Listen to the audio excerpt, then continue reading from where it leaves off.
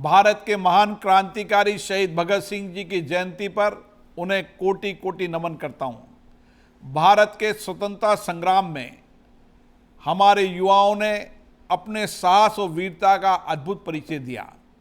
उसमें से एक युवा भगत सिंह जी, जिन्होंने देश के लिए सर्वोच्च बलिदान दी, कुर्बानियां दी और आज भी शहीद भगत सिंह जी की कुर्बानी बलिदान हमारे नौजवानों को नई प्रेरणा देती है।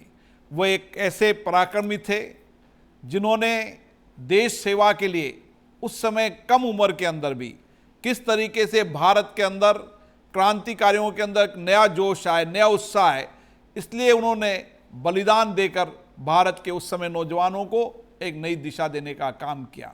उनका सपना था कि भारत को आज़ादी दिलाने के बाद एक शोषण मुक्त समाज का निर्माण करना, और आज हम सबको भगत सिंह जी से प्रेरणा लेने की आवश्यकता है कि जिस कम उम्र के अंदर उन्होंने देश के प्रति बलिदान दिया, कुर्बानियां दी, और जिस तरीके का देश के प्रति उनका समर्पण था, आने वाली पीढ़ी उनसे प्रेरणा ले और हमारा समाज में क्या कंट्रीब्यूशन हो सकता है, हमारा समाज में क्या योगदान हो सकता है, हम इस देश को कैसे आगे बढ़ा सकते हैं, इसके लिए हमें शहीद भगत सिंह जी से प्रेरणा लेने की आवश्यकता है।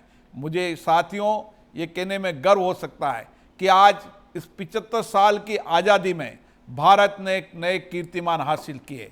हमारे नौजवानों ने समाज क्षेत्र के अंदर, विज्ञान के अंदर, तकनीकी के अंदर, सेना के अंदर, हर क्षेत्र के अंदर अपने कीर्तिमान हासिल किए। हमारे नौजवानों की बौद्धिक क्षमता अटूट है, सामर्थ्य है, शक्ति है, आत्मविश्वास है। इसके साथ साथ हमें देश के प्रति समर्पण और सेवा का भाव और पैदा करने की आवश्यकता है।